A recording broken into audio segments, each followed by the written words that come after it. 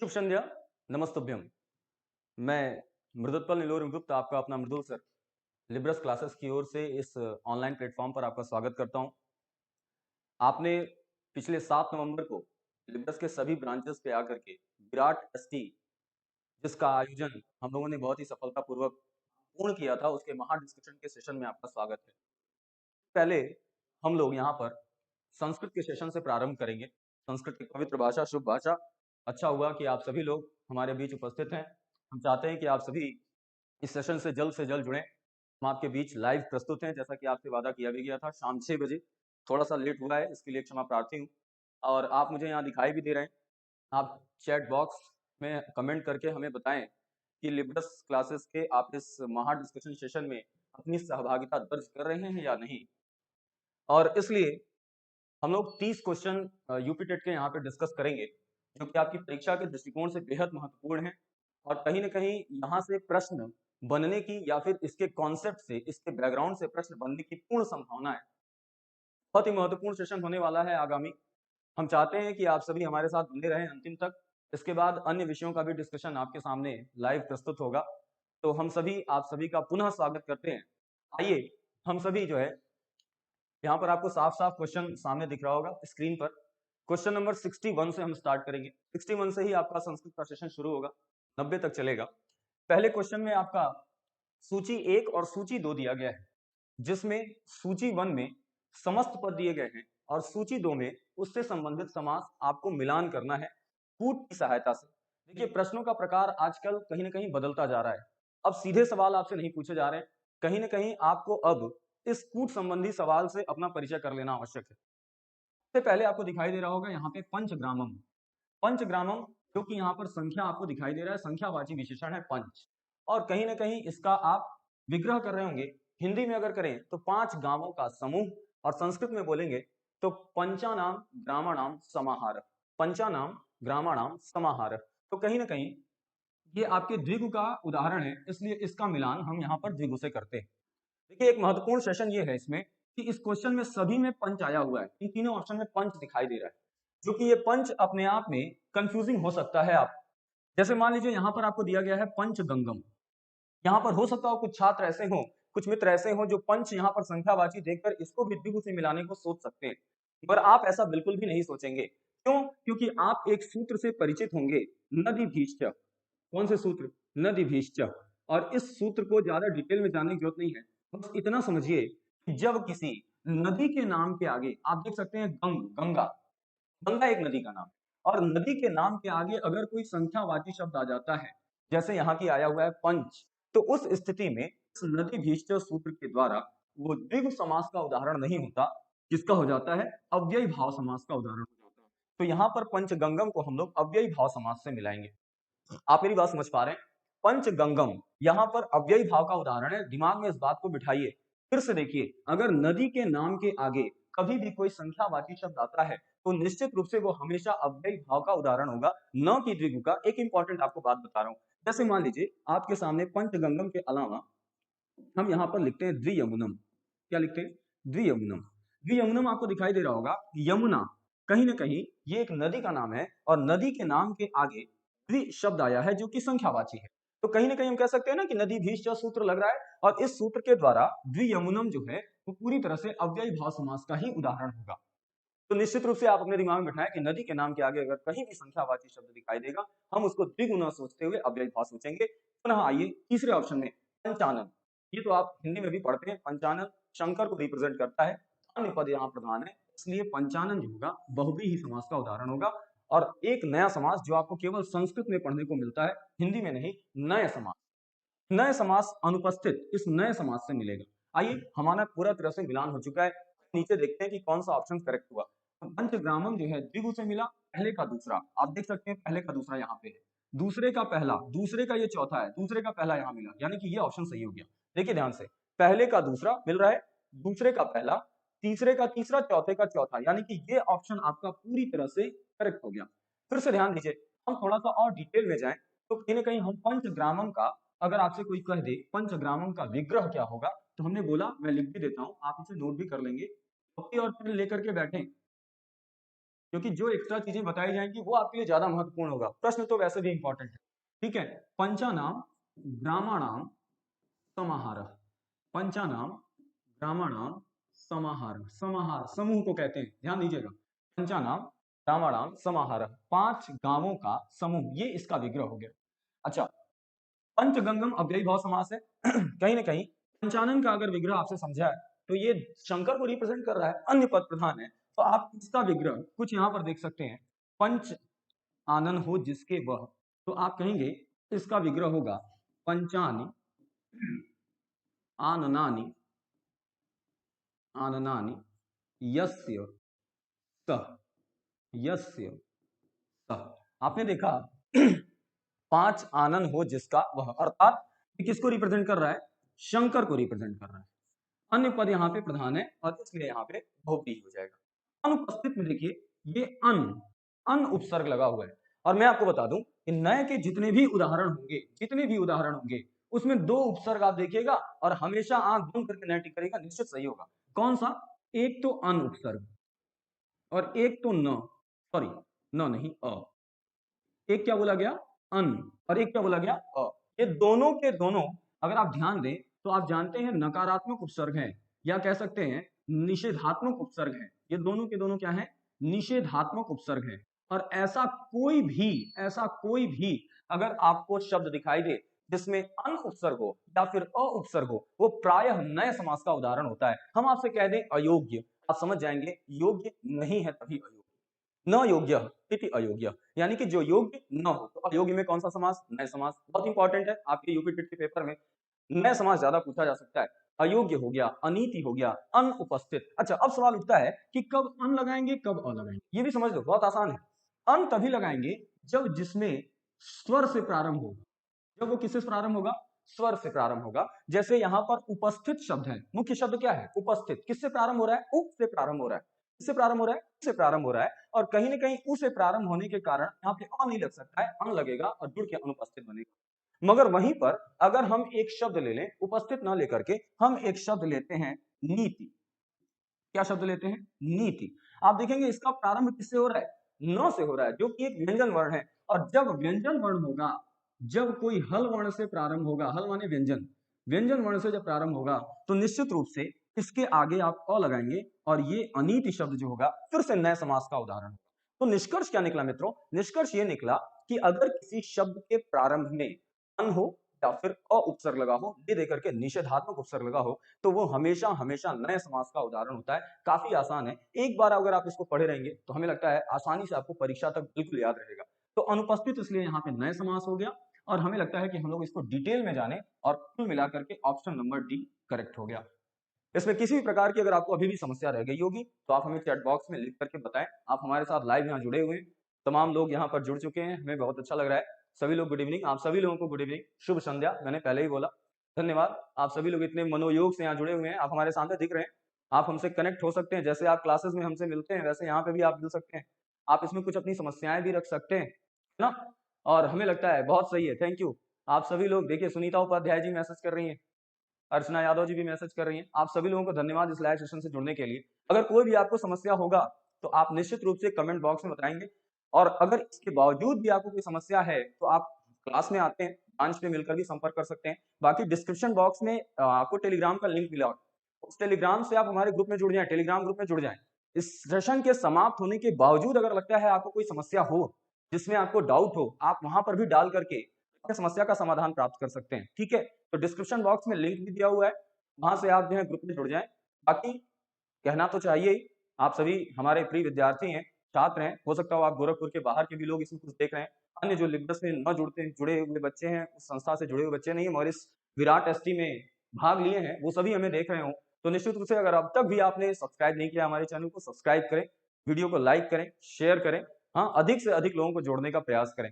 आइए कहीं ना कहीं हम लोग अब अगले सेक्शन पर चलते हैं। तो अगला जो दूसरा क्वेश्चन है 62 नंबर का, सुमेलित नहीं है। देखिए बहुत अच्छा क्वेश्चन है, नहीं है, ये ध्यान देना है, सुमेलित नहीं है। क्या रहा है? पहला क्या लिखा है? सुखार्थ। ये आपका 68,500 की भर्ती में आया हुआ प्रश्न है। 68,500 का पीआरटी का पेपर हुआ था, आया हुआ प्रश्न है, और कहीं ना कहीं ये थोड़ा सा अपवाद संबंधी प्रश्न है। देखिए ये अपवाद संबंधी प्रश्न है, ध्यान दीजिएगा। क्यों क्यों कह रहा हूं? क्योंकि सुखार्थ में कहीं ना कहीं अगर आप ट्रिकली दिमाग में बैठाएं तो देखो, ट्रिक दिमाग में बैठाओ। हमने आपको बताया है क्लास में, फिर से बता रहे हैं, अगर ए की मात्रा या ओ की मात्रा या फिर अर या फिर अल, अगर ये कहीं संस्कृत की बात कर रहे हैं, अगर ये चारों किसी शब्द में इस तरह की ध्वनियां आपको सुनाई देती हैं, तो इन चारों ही चारों को हम गुण संधि में ले जाते हैं। देखो मित्रों, मैं आपसे क्या कह रहा हूं कि गुण संधि के उदाहरण में निश्चित रूप से गुण संधि का आप 1000 एग्जाम्पल लेके आ जाइए मेरे पास, उन हजारों एग्जाम्पल मैं आपको दिखा सकता हूं कि ए की मात्रा निश्चित मिलेगी, ओ की मात्रा या फिर अर या फिर अल निश्चित मिलेगा। मगर मैं उल्टा ये बात सही नहीं मान सकता। कोई हमसे ये कह दे कि कोई भी शब्द जिसमें ए की मात्रा हो या ओ की मात्रा हो या अर निकलना हो, अल निकलना हो, वो गुण संधि होगा, ये जरूरी नहीं है। हाँ, अधिकतर सही निकल जाएगा, मगर ये सही नहीं भी हो सकता है। मगर इसका उल्टा बोला जाए कि गुण संधि के प्रत्येक उदाहरण में कहीं ना कहीं ए, ओ और अल आता ही आता है, ये निश्चित है, ये एकदम ध्रुव सत्य है। देखो, हमको लगता है कि इस परमर्थ में आपको अर का साउंड दिखाई दे रहा होगा, कहीं ना कहीं अर की ध्वनि निकल रही हो, पर मर मर मर में क्या निकला, अर निकला। और कहीं ना कहीं अगर आपको दिमाग में अर ट्रिक से बैठाइए, अर दिखाई दे रहा है, तो आप उसको गुण संधि को बिल्कुल मान सकते हैं। और सामने हमें लगता है इसकी गुण संधि लिखा भी है, निश्चित रूप से इसमें कोई समस्या नहीं है, ये गुण संधि का ही उदाहरण है। अब सवाल उठता है कि वास्तव में तब परमर्थ का विच्छेद क्या होगा। आइए, परमर्थ का विच्छेद अगर हमसे पूछा जाए, परमर्थ का विच्छेद अगर पूछा जाए तो परमर्थ का विच्छेद इसके बगल में लिखते हैं। देखो, परम धन ऋत, क्या, परम धन ऋत, इसी से मिलकर के परमर्थ बना है। देखो, यहां से अकार निकला, यहां से ऋकार निकला, अ और ऋकार आपस में जुड़ करके अर बनाते हैं, ये आपको पता होगा। तो निश्चित रूप से कहीं ना कहीं अर होने के कारण ये परमर्थ बना, जो वास्तव में गुण संधि का उदाहरण है। अच्छा, मैं आता हूं वापस 68,500 के पीआरटी के पेपर में यह सवाल आया, निश्चित रूप से बहुत ही अच्छा सवाल है।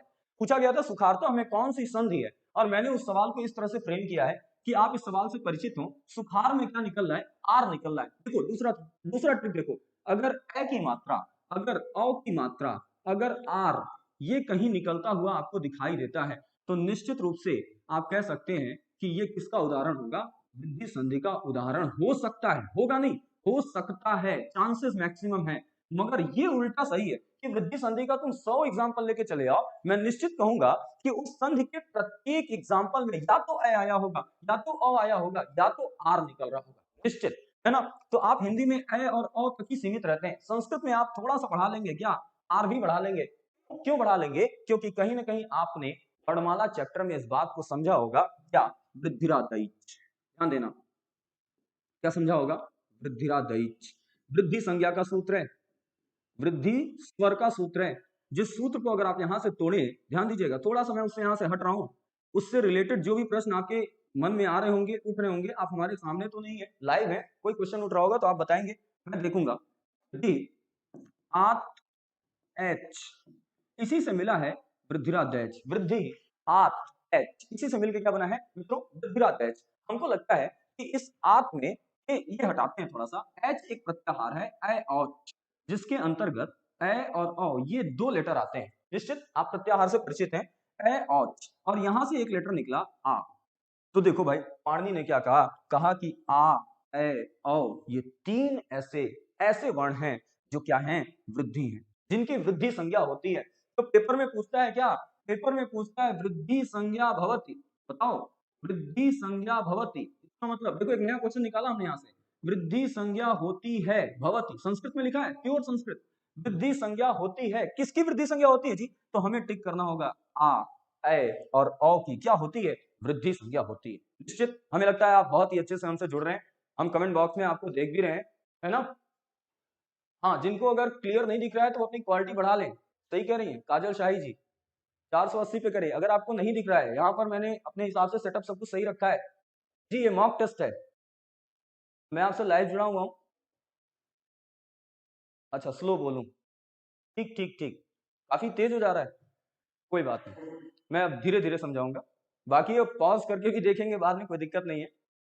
क्लियर नहीं दिख रहा है सर, क्लियर नहीं दिख रहा है, ब्राइटनेस कम कर दें सर, आपको क्लियर नहीं दिख रहा है, आप अपनी क्वालिटी को थोड़ा बढ़ाएंगे, बाकी यहाँ पर सब कुछ फिट है, आपके में कुछ दोष होगा। हम टेक्नीशियन से डायरेक्ट यहाँ जुड़े हुए हैं, है ना, उनका भी बहुत धन्यवाद, यहाँ पर काफी अच्छे से सब कुछ हो रहा है, आप वहां पर देखें। हाँ, कुछ लोग कमेंट कर रहे हैं, सही दिख रहा है। ओके ओके, आइए वापस आइए। पेपर में आता है वृद्धि संज्ञा भवति, वृद्धि संज्ञा होती है, तो आप तुरंत टिक करेंगे आ ए औ की होती है। और वहीं अगर कह दे गुण संज्ञा भवति, क्या कह दे?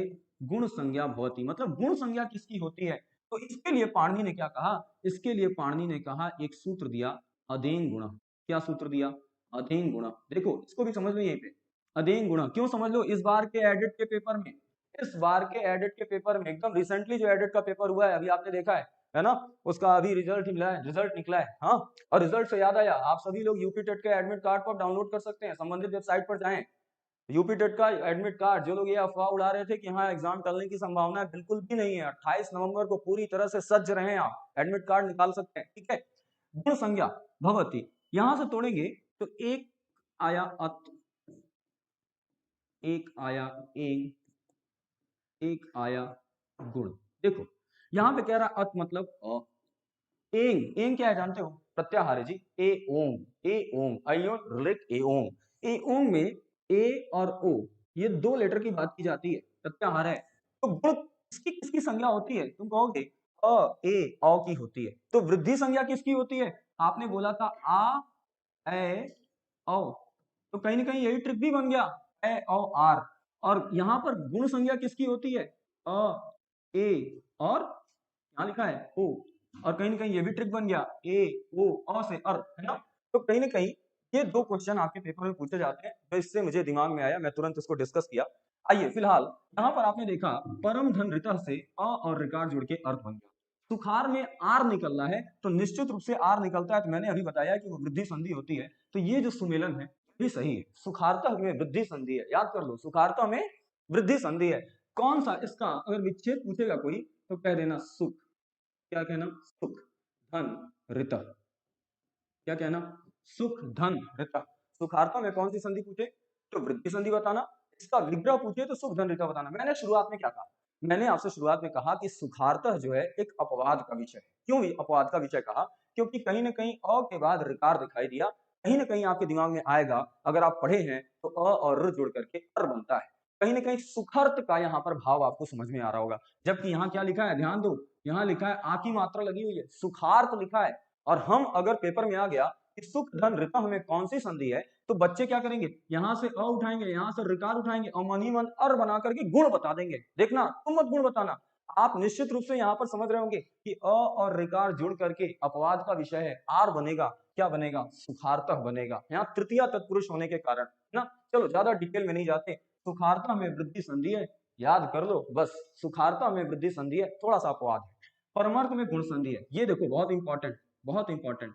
कई बार पूछा गया यूपी टेट के पेपर में कि लकार में कौन सी संधि है, या लकार का विग्रह बताइए, विच्छेद बताइए। तो देखो एक स्वर है जो केवल संस्कृत में आता है, लृ, याद आ रहा है? पांचवा ह्रस्व स्वर, पांचवा ह्रस्व स्वर, और इसमें अकार के जुड़ने से क्या बन जाता है? लकार। क्या बन जाता है? लकार। तो हमें लगता है ये ह्रस्व स्वर है, ये क्या है? ह्रस्व स्वर है। और स्वर के बाद यहाँ कौन आया है? अ आया है। तो हमें लगता है कि ये इको यणचि, आप सूत्र पढ़ते हैं, इको यणचि किसका है सूत्र? यण संधि का सूत्र है। निश्चित रूप से आपको लगा कि लकार भी सुमेलित है, परमर्थ भी सुमेलित है, सुखार्थ भी सुमेलित है। देखो लकार का यण संधि का लोग ट्रिक क्या याद करते हैं? क्या याद करते हैं? आधे अक्षर के बाद य व र, इस टाइप का। क्या तुमको कहीं इसमें आधा अक्षर दिख रहा है? क्या इसमें कहीं आधे अक्षर के बाद य व र टाइप का दिख रहा है? नहीं दिख रहा है। बावजूद इसमें क्या है? यण संधि है। ये प्योर शुद्ध संस्कृत का उदाहरण है। हिंदी वाला विद्यार्थी यहाँ पे हमेशा गच्चा खा सकता है। देखो मैं आपको साफ बता रहा हूँ, लकार में आपको पढ़ाया जाता है कि री और अ ये दोनों आपस में जुड़ के क्या बना लेते हैं? ल। क्या बना लेते हैं? ल। और ये दोनों मिले ल बना, आर पीछे जुड़ा, क्या बन जाएगा? लकार। याद रखना कि लकार हो गया, या फिर री में आकृति जोड़ो, री में क्या जोड़ो? आकृति जोड़ो। और इससे क्या होगा? देखो री और आ जुड़ेगा तो क्या बनेगा? ला, और पीछे कृति, पीछे कृति, तो क्या बन गया? लाकृति। लाकृति भी यण संधि का उदाहरण है, लकार भी यण संधि का उदाहरण है ना। मगर इन दोनों उदाहरणों में आप सोचेंगे कि हमको दिखे आधे अक्षर के बाद य व र, तो संभव नहीं है। निश्चित रूप से आप इस बात को समझने का प्रयास कीजिएगा कि ट्रिक हमेशा काम नहीं करता है ना। बावजूद हम आपसे कहेंगे कि हाँ जहां संभव होगा मैं बताऊंगा यहाँ ट्रिक से पढ़ लो, जहां नहीं होगा वहां मैं बताऊंगा कि देखो ट्रिक फेल कर रहा है। आपने देखा कि इस तीनों उदाहरण को देखने के बाद हमें लगता है ऑप्शन नंबर डी करेक्ट हो जाएगा। क्या? कि सभी सुमेलित। क्या? सभी सुमेलित हैं। सुखार्थों में वृद्धि संधि, परमर्थों में गुण संधि, लकार में यण संधि, अर्थात सभी सुमेलित हैं। ठीक है, आशा करते हैं आपको समझ में आ रहा होगा। आशा करते हैं आपको समझ में आ रहा होगा। आप हमसे लाइव जुड़े हुए हैं, कमेंट बॉक्स में आप कमेंट करेंगे। ठीक है, लास्ट वाला समझ में नहीं आया। लास्ट वाला मतलब बोले तो कौन सा? आइए अगले पेज पे हम आपको समझाते हैं। लास्ट वाला यानी लकार नहीं समझ में आया आपको। लकार एक बार फिर से पढ़ लीजिए। लकार नहीं समझ में आया आपको, फिर से सुनिए। लकार में देखो क्या होता है, आपने यण संधि पढ़ा होगा तो आपको वहां पढ़ाया गया होगा क्या कि ये दोनों मिल करके ल बनता है ना। तो इसका मतलब इसकी जगह हम दो लेटर लिख सकते हैं ना। क्या लिख सकते हैं? ये लिख सकते हैं कि नहीं लिख सकते? देखो यहां से लिख लिया, देख लो यहां से लिख लिया, तो कहीं ना कहीं ये दोनों जुड़े तो क्या बना? लकार बना, ल बना। सॉरी, इन दोनों गुणन से क्या बना? ल बना। हमने इन दोनों को पुनः तोड़ दिया। अब तोड़ने के बाद अब इसके पीछे कार था तो कार लिख लिया, टूट गया, अलग हो गया, है ना। तो ये किसका संधि है? ये किस संधि में आप ये बात पढ़ते हैं? आप ये बात पढ़ते हैं यण संधि में, अर्थात इको यणचि में पढ़ते हैं। तो क्या होता है? इको यणचि। इको यणचि। इक के बाद अच प्रत्याहार का कोई वर्ण आता है, इसका रूल यही होता है, इक के बाद अच प्रत्याहार का कोई वर्ण आता है तो यण बनता है। ठीक है, यण बनता है। आपको दिखाई दे रहा है, ये यण का पार्ट है। ठीक है, आशा करते हैं आपको समझ में आ गया होगा। अगले सवाल पर चलते हैं। अगला सवाल देखिए, मैं इरेज करता हूं इसको। अगला सवाल दिया हुआ है गाह पद में विभक्ति वचन। देखिए, गाह पद में विभक्ति वचन। गो शब्द का रूप अगर आप याद नहीं किए तो शायद आपको मुश्किल हो सकती है। गो शब्द का रूप आपको याद करना है। गो ओकारांत है। ओकारांत जूनियर के सिलेबस में है, ओकारांत है ना। यूपी टेट जूनियर के सिलेबस में ओकारांत है। कहीं ना कहीं गो ओकारांत है। और इसमें अगर आपको याद हो रहा हो, पहला लाइन ही आता है गौ। पहला लाइन आता है गौ, गावौ, है ना। ध्यान देना, पहला लाइन मतलब क्या? प्रथमा विभक्ति। ऐसे लिखता है ना, इधर प्रथमा विभक्ति लिखता है, इधर एक वचन, द्विवचन, बहुवचन। आप समझ पा रहे हैं? तो कहीं ना कहीं यहाँ पर लिखता है गौ गावौ, है ना। और यहाँ गावह, फिर लिखता है गाम, फिर गावौ गाह, गाम गावौ गाह। आपको क्या बताना था? गाह बताना था ना। देखो गाह कहाँ आया? हमको लगता है ये द्वितीय विभक्ति वाली लाइन है। तो द्वितीय विभक्ति के किस सेक्शन में आया? बहुवचन वाले सेक्शन में आया। और हमें लगता है यही ऑप्शन करेक्ट हो गया, द्वितीय विभक्ति बहुवचन। गाह पद में कौन सी विभक्ति, कौन सा वचन? द्वितीय विभक्ति बहुवचन। देखो बाबू, चिन्ह जरूर याद होना चाहिए।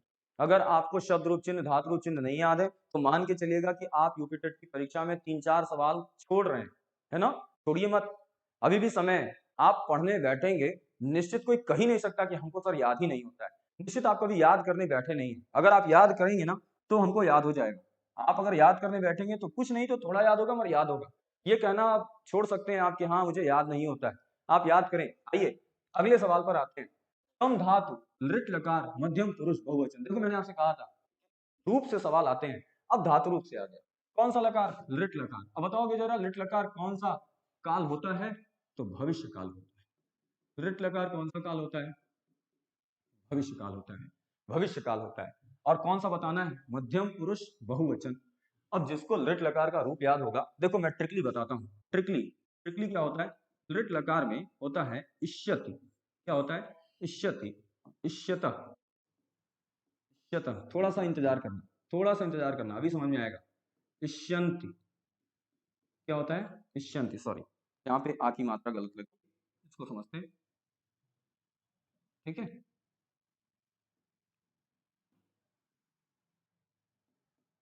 इष्यंति। फिर आएगा मध्यम पुरुष वाले लाइन में आता है इष्यसि, इष्यसि, इष्यथ, इष्यथ। नोट करते चलना, इष्यथ। फिर आता है इष्यामि।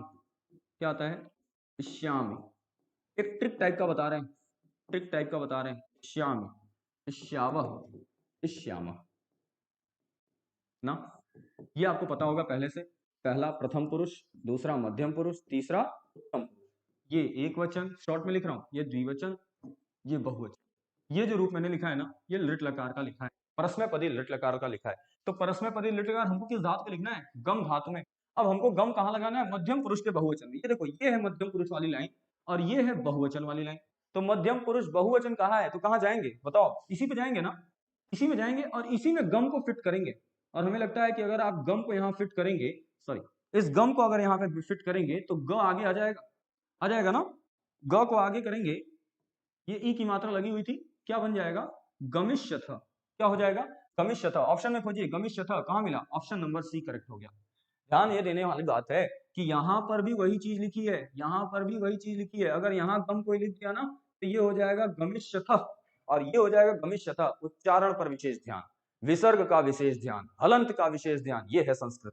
यहाँ पर विसर्ग हटाए नहीं कि ये मध्यम पुरुष बहुवचन हो गया, विसर्ग लगाए नहीं कि ये मध्यम पुरुष द्विवचन हो गया, वचन चेंज हो गया, वचन परिवर्तित हो गया। दिखाई दे रहा है ना, विसर्ग लगा था यहाँ पर, यहाँ हट गया, तो आपको क्या बताना है? हटा वाला बताना है। क्यों? क्योंकि मध्यम पुरुष बहुवचन का है, बहुवचन में विसर्ग नहीं होता, जबकि द्विवचन वाले में आप देख रहे हैं विसर्ग होता है। तो याद कर लेने से मतलब नहीं है, देखो उच्चारण शुद्ध हो, याद करिए तो ध्यान दीजिए कहाँ हलंत है, कहाँ पे विसर्ग है, कहाँ पे कौन सा अक्षर लिखा है, इस बात को ध्यान में रखिए और आप कर सकते हैं निश्चित। हमें लगता है कि मनुष्य ही एक ऐसा प्राणी है जो सब कुछ कर सकता है, सब कुछ कर सकता है, और ये बात हम नहीं कह रहे, ये बात हम नहीं कह रहे, ये रामधारी सिंह दिनकर कह के गए, है ना। ये रामधारी सिंह दिनकर आपको कह के गए, है कौन विघ्न ऐसा जग में, टिक सके वीर नर के मग में, हम ठोंक खेलता है जब नर, पर्वत के जाते पांव खड़, मानो जब जोर लगाता है पत्थर पानी बन जाता है। तो आपको पूरा जोर लगा देना है, इस बार के यूपी टेट में आपको पूरा पार कर देना है, 30 में 30, ये आपका संकल्प होना चाहिए। उससे कम का कभी सोचना ही मत। तुम तो मानो हो ना, पत्थर को पानी बनाना है, फिर यूपी टेट कौन सी चीज है? आ जाओ अगले सवाल पर चलते हैं। अगला सवाल आशा करते हैं आपको समझ में आ रहा होगा। अगले सवाल पर आते हैं, बहुत अच्छा सवाल। प्रगृह्य संज्ञक नहीं है, क्या लिखा है? प्रगृह्य संज्ञक नहीं है। देखो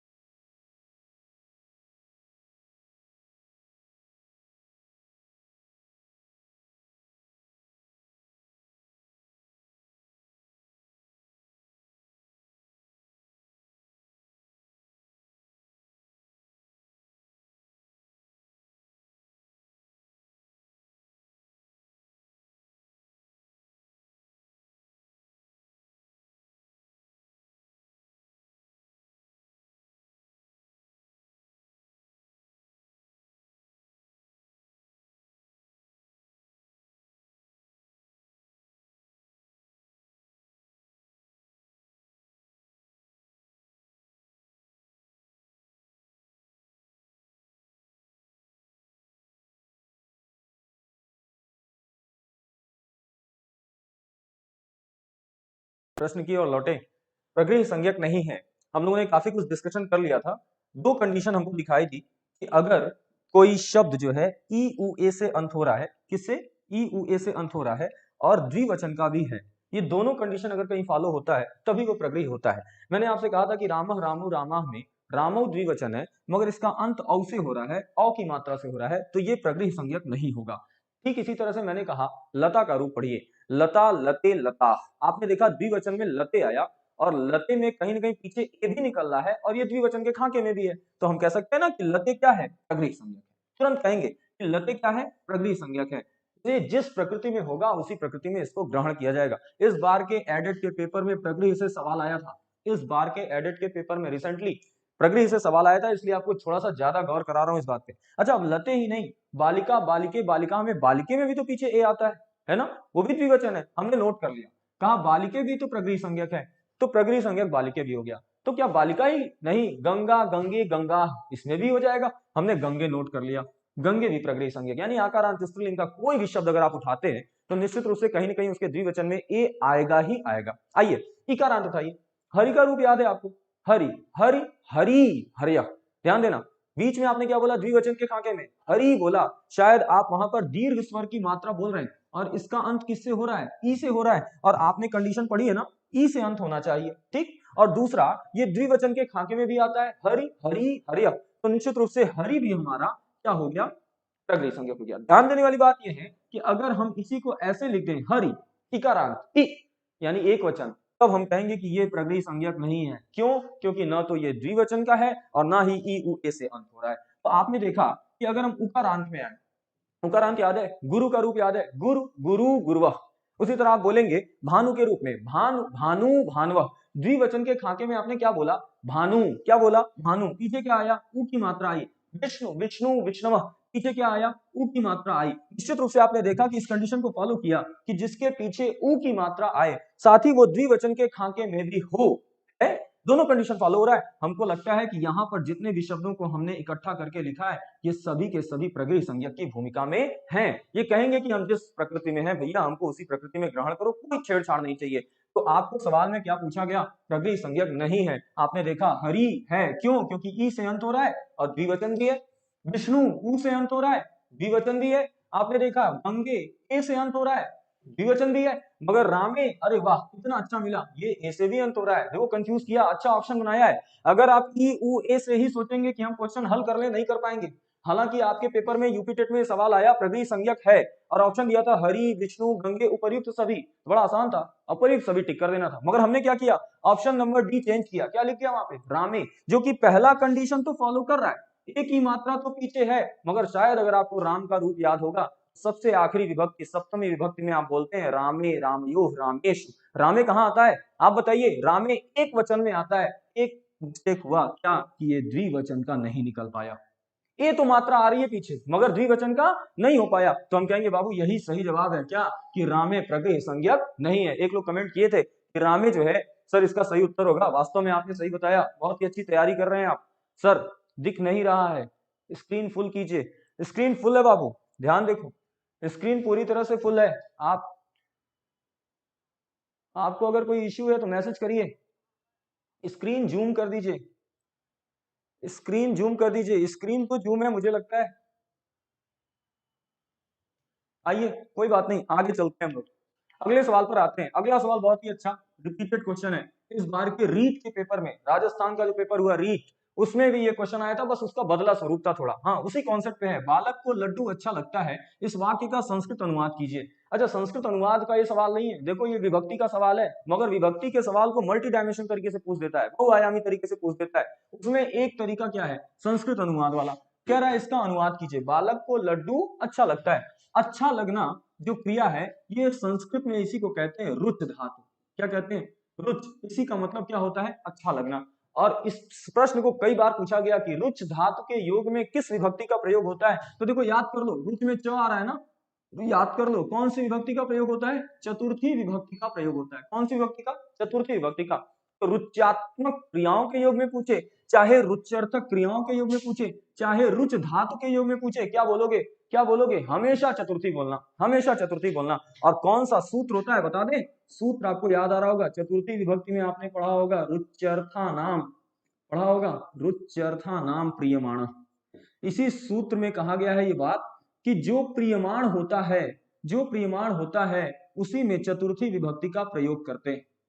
और क्या कहा गया, रुच्यर्था नाम, रुचि अर्था नाम, रुचि के अर्थ में आने वाली कोई भी क्रिया, रुचि माने अच्छा लगना, इसके अर्थ में कोई भी क्रिया आएगी इसके साथ क्या लगेगा, चतुर्थी लगेगा। और किस में लगेगा, प्रियमाण में लगेगा। ये क्या होता है यार, प्रियमाण किसे कहते हैं, बहुत आसान है, प्रियमाण का मतलब प्रसन्न होने वाला। क्या, प्रसन्न होने वाला। जरा बताओ इस वाक्य को पढ़ करके क्या लग रहा है, बालक को लड्डू अच्छा लगता है, कौन प्रसन्न होगा, बालक, भाई उसको लड्डू अच्छा लगता है, अगर आप उसको लड्डू दे देंगे तो प्रसन्न हो जाएगा। तो निश्चित रूप से यहाँ पर बालक किस भूमिका में है, कहोगे प्रियमाण की भूमिका में। और सूत्र क्या कहता है, जो प्रियमाण है उसी में चतुर्थी विभक्ति का प्रयोग किया जाएगा। तो इस सेंटेंस में देखो सबके पीछे मोदकम रोचते, मोदकम रोचते, मोदकम रोचते आया है। मुख्य कहां पर ध्यान देना है, यहाँ इसमें आया बालकम, पीछे क्या आया बालकम द्वितीय विभक्ति, ये ऑप्शन गलत है, हमको चतुर्थी खोजना है। बालकस्य षष्ठी विभक्ति, ये भी ऑप्शन गलत है। बालकात पंचमी विभक्ति, ये भी ऑप्शन गलत है। सही ऑप्शन क्या होगा, बालकाय मोदकम रोचते, बालक के लिए लड्डू अच्छा है, बालक को लड्डू अच्छा लगता है। आपने देखा रुच्यर्था नाम परिमाण सूत्र हमेशा चतुर्थी विभक्ति का है, और रुच धातु के योग में हमेशा चतुर्थी लगती है, रुच्यर्थक क्रियाओं के योग में चतुर्थी लगती है, या रुच्यात्मक धातुओं के योग में चतुर्थी लगती है। अब इस सवाल को अगर ऐसे पूछा तो हमको पहचानना पड़ेगा कि इसमें प्रसन्न कौन हो रहा है। जो प्रसन्न होगा उसी में हम क्या करेंगे, उसी में चतुर्थी विभक्ति का प्रयोग करेंगे। आपने देखा कि हमने कर भी दिया, क्या लिखा, बालकाय मोदकम रुचते। आशा करते हैं आपको समझ में आ रहा है। फिर भी अगर कोई आपको डाउट है आप कमेंट सेक्शन में लिख के बताते हैं। जो प्रिय हो, वेरी गुड, जो प्रिय हो नहीं, जो प्रिय हो नहीं, जिसको प्रिय लगे उसमें चतुर्थी लगाना है। प्रिय तो वो है लड्डू है ना, प्रिय तो लड्डू है, आप कमेंट कर रहे हो जो प्रिय हो नहीं, जो यहाँ पर क्या लिखा है, प्रसन्न हो जाए, जो प्रसन्न हो जाए तो लड्डू प्रिय है, मगर लड्डू पाके प्रसन्न कौन हो रहा है, बालक, इसलिए यहाँ पे क्या होगा, बालकाय सही होगा। आइए अगले सवाल पर चलते हैं। अगला सवाल मोस्ट इंपॉर्टेंट सवाल, चाहिए के अर्थ में किस विभक्ति, सॉरी, चाहिए के अर्थ में कौन सा प्रत्यय प्रयुक्त होता है, कौन सा प्रत्यय। देखो भाई, चाहिए के अर्थ में दो ही प्रत्यय प्रयुक्त होते हैं। एक मोस्ट इंपॉर्टेंट रिपीटेड सवाल आपके पेपर का, क्या, अनियर प्रत्यय। एक कौन सा प्रत्यय, अनियर प्रत्यय, और एक कौन सा प्रत्यय, तव्यत प्रत्यय। कौन सा प्रत्यय, तव्यत प्रत्यय, है ना। तो हमें लगता है ये दो प्रत्यय हमेशा हमेशा किस अर्थ में प्रयोग होते हैं, चाहिए के अर्थ में प्रयोग होते हैं, रट लो। अच्छा, चाहिए से याद आया कि चाहिए के अर्थ में कौन सा लकार प्रयोग होता है, बताओगे कमेंट बॉक्स में, आप बताएं चाहिए के अर्थ में कौन सा लकार प्रयोग होता है। हमको याद आ गया कि चाहिए के अर्थ में प्रत्यय तो अनियर लगता है या फिर तव्यत लगता है। ऑप्शन देखो, ऑप्शन देखो, हमें लगता है ऑप्शन में तव्यत मिला, अनियर नहीं मिला, कोई बात नहीं, अनियर भी आता है ऑप्शन में तो अनियर मारेंगे, तव्यत मिलेगा तो तव्यत मारेंगे। चाहिए के अर्थ में कौन सा लकार, आपने कमेंट किया, चाहिए के अर्थ में कौन सा, वेरी गुड, विधिलिंग, वेरी गुड, विधिलिंग, विधिलिंग लकार चाहिए के अर्थ में प्रयोग होता है। विधिलिंग लकार जो होता है नियमार्थक होता है, नियम को प्रदर्शित करता है, इसको इसीलिए नियमार्थक कहते हैं। आज्ञार्थक लोट लकार होता है, आज्ञार्थक लोट लकार होता है, और विधिलिंग जो है आपका हमेशा नियमार्थक होता है, चाहिए होता है ना। मेरी बात समझ पा रहे हो। तो आइए, हमने देखा अनियर में र कटता है और इसके साथ साथ तव्यत में त कटता है, पीछे तव्य जुड़ जाता है, ठीक है। अनियर में अनीय जुड़ जाता है, और ये दोनों के दोनों चाहिए के अर्थ में इस्तेमाल होते हैं। तो पेपर में पूछा भी गया कि चाहिए के अर्थ में प्रयुक्त प्रत्यय, हम कह देंगे तव्यत। अगर ऑप्शन में आया अनियर तो हम कह देंगे अनियर, दोनों आया दोनों मारेंगे, है ना, ध्यान देना। आगे बढ़े, अगला सवाल देखते हैं। संख्यावाची चार के लिए प्रयुक्त नहीं होता है। बहुत अच्छा सवाल, ज्यादा नहीं, जितना इस पे सवाल बन सकता है मैं बताऊंगा, जितना बन सकता है आपको बताऊंगा, है ना। संख्यावाची चार दिया है, यही प्रमुख है, ध्यान देना। बहुत से लोग सोचे होंगे कि संख्यावाची चार में ये होगा, ये होगा, ये होगा, ये नहीं होगा, ऐसा लोगों को लगता है, सबको लगता है। एग्जामिनर आपकी साइकोलॉजी से खेलता है, मैं कई बार कहा हूं, और इसीलिए वो ऐसा प्रश्न डालेगा भी। तो देखो यहां पर तुम चतस्र न मार देना, है ना, आपको चतस्र नहीं मारना है। क्या मारना है, देखो आपको मारना है यहाँ पे, पहले ये समझ लो कि चार दो तरीके से रिप्रेजेंट होता है, एक तो संख्यावाची, एक क्रमवाची। और चतुर्थ का मतलब जानते हो क्या होता है, चतुर्थ माने चार नहीं होता, चतुर्थ माने चौथा होता है। ये चार को रिप्रेजेंट तो करता है मगर ये क्रमवाची है, क्या है, क्रमवाची है, ये संख्यावाची नहीं। ये मित्रों संख्यावाची नहीं है।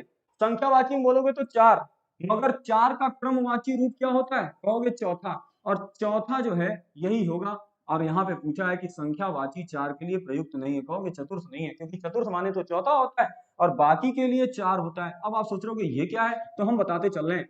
चत्वारी, चतस्र और चत्वार, तीनों का मतलब चार होता है। संख्यावाची चार, जब ये सवाल देखना ना तो ऊपर जरूर देखना कि ऊपर संख्यावाची लिखा है कि क्रमवाची लिखा है। अगर क्रमवाची चार के लिए क्या प्रयुक्त होता है पूछा होता तब चतुर्थ जवाब हो जाता, मगर यहाँ पूछा है कि संख्यावाची चार के लिए क्या प्रयुक्त नहीं होता है, तब भी जवाब चतुर्थ हो गया। संख्यावाची में तीन चीज होते हैं, देखो चत्वारह जो है पुलिंग में प्रयोग किया जाता है, पुलिंग में प्रयोग किया जाता है। चत्वारी जो है नपुंसकलिंग में प्रयोग किया जाता है ना। और साथ ही साथ चतस्र जो है स्त्रीलिंग के लिए प्रयोग किया जाता है, किसके लिए, स्त्रीलिंग के लिए प्रयोग किया जाता है। इसी तरह से दो वाला भी पूछता है, दो हम सारा लिख दे रहे हैं, दो ये पुलिंग है। अगर नपुंसकलिंग में पूछेगा दो को संस्कृत में क्या कहेंगे, क्या बताओगे, द्वे। अगर स्त्रीलिंग में पूछेगा तब क्या बताओगे, तब भी द्वे। ये किसके लिए बताएं, ये दो के लिए बताएं। इसी तरह 3 के लिए पूछता है, किसके लिए? 3 के लिए। तो 3 का पुल्लिंग क्या होता है जानते हो? त्रयः। यहां देखना 3 का पुल्लिंग क्या होता है? त्रयः। नपुंसकलिंग अगर पूछेगा तो कहोगे त्रीणि, क्या होगा? त्रीणि। और अगर स्त्रीलिंग पूछेगा तो कह दोगे तिस्रः, क्या हो जाएगा? तिस्रः। तो अगर पेपर में यहीं पे संख्यावाची 4 की जगह क्या लिख देता? 3 लिख देता। क्या लिख देता? 3 लिख देता। तो कहते कि 3 के लिए कौन प्रयुक्त नहीं होता है? तो कहोगे त्रयः भी होता है, त्रीणि भी होता है, तिस्रः भी होता है, और तृतीय नहीं होता। तृतीय का मतलब जानते हो क्या होता है? तृतीय माने तीसरा होता है। तो त्रयः पुल्लिंग है, त्रीणि नपुंसकलिंग है, तिस्रः स्त्रीलिंग है, तीनों का मतलब 3 है। मगर हमें लगता है कि त्रयः का मतलब, त्रयः का मतलब, त्रयः जो है पुल्लिंग होता है ना? त्रीणि मतलब नपुंसकलिंग होता है, और तिस्रः का मतलब स्त्रीलिंग होता है। तो हमें लगता है ये सवाल आप समझ गए होंगे कि संख्यावाची 4 में कौन प्रयुक्त नहीं होता है? तो चतुर्थ प्रयुक्त नहीं होता है। ठीक है, 10 मिनट हम लोग जो है पानी पीने के लिए रुकते हैं। 10 मिनट बाद मैं आपसे मिलता हूं फिर से थोड़ा सा। 10 मिनट के लिए आपसे क्षमा चाहता हूं। इस सवाल को आप समझ गए ना? संख्यावाची 4 के लिए प्रयुक्त नहीं होता है, आपको जवाब दे देना है चतुर्थ। क्यों कह देना? चतुर्थ माने चौथा होता है, बाकी का मतलब 4 है, एक पुल्लिंग, एक नपुंसकलिंग, एक स्त्रीलिंग।